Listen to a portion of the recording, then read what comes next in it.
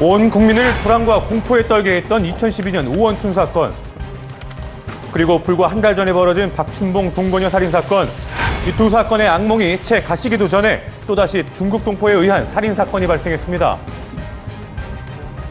얼마 전 한 여성이 이 도로 한복판에 누워 발견이 되고 숨지는 사건이 일어났습니다. 사건의 발단은 이 가게라고 하는데요. 과연 그날 이곳에서는 무슨 일이 있었던 것일까요? 날에서 취재했습니다. 당시 사건 현장에 있었던 종업원을 만나서 자세한 얘기를 들어볼 수 있었는데요. 여기 여자분이 있고 여기 남자분이 있고 이제 몸싸움을 한 거예요. 여기서 이 남자분이 저기 칼을 이제 어느 틈에 들었어요. 그래서 목에다가 이제 탁 대면 위협이죠.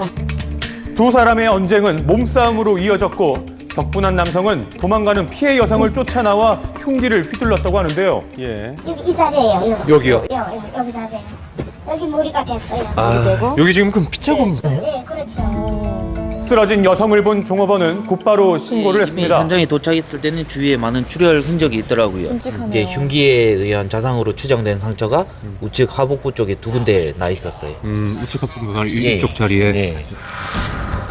병원으로 후송되기까지 의식이 있었다는 피해 여성. 하지만 결국 숨을 거두고 말았는데요. 정확한 사망 원인을 위해 현재 국과수에 부검을 의뢰한 상태. 경찰은 도주한 남성을 긴급 수배했는데요. 그런데 이번 사건의 가장 강력한 용의자였던 김 씨가 사건 발생 사흘 만에 경찰에 자수했다고 합니다. 바로 어제 오후였습니다. 종적을 감췄던 김 씨는 자수 의사를 밝히며 경찰서에 모습을 드러냈습니다. 경찰은 현재 정확한 사건 경위를 조사하고 검찰에 송치할 예정이라고 하는데요.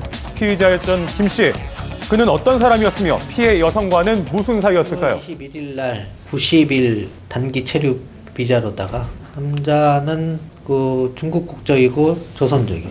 용의자가 동거를 하는 사이로 추정이 되는데 중국 동포인 김 씨는 2009년부터 단기 체류 비자를 통해서 한국과 중국을 6차례 왕래했었는데요. 그러던 중에 피해 여성과 만나서 약 1년간 동거를 했다고 합니다. 주변 이웃들도 그를 기억하고 있었는데요. 가끔 오시는 것 같은데 남자를 몇 번 보지는 못했어요. 그냥 오며 가며 그냥 이 집 사람이구나 이 정도지 뭐. 그렇다면 두 사람 사이에는 무슨 일이 있었던 것일까? 이어지자. 그러니까 이제 얘가 이제 화가 난 거야. 근데 벌써 며칠 전부터 막 죽인다 했대요. 일주일 그때부터 사람이 서서히 좀 이렇게 변하더라고. 눈빛도 변하고. 오늘 나는 무서워. 칼을 자꾸 든다는 거예요. 칼을 든다고? 네, 칼을 드는데 나 무섭다 자꾸 이러더라고요. 남자가 가진 것도 없고 능력도 없어요. 변변한 직장조차 없었다는 피의자 김 씨. 이 극단적인 범행을 저지르게 된 이유는 무엇이었을까요? 경제적 기회에 다른 자원이 별로 없는 거죠.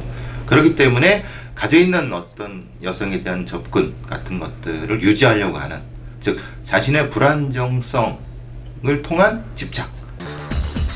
국내로 들어오는 외국인들이 증가하면서 외국인 범죄도 해마다 증가하고 있습니다.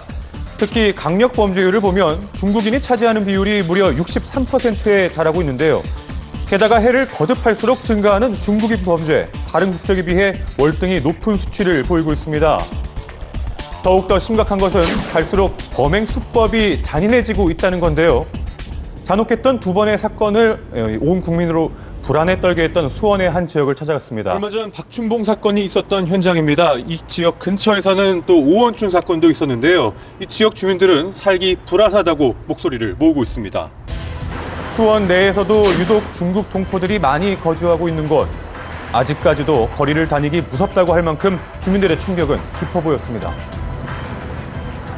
지금 많이 공포에 떨고 있어. 이 살해 사건 이유를. 다음에도 어떻게 다니냐. 이걸 지금. 저녁에 늦게 많이 돌아다녀요. 웬만하면 저녁에 안 나와요.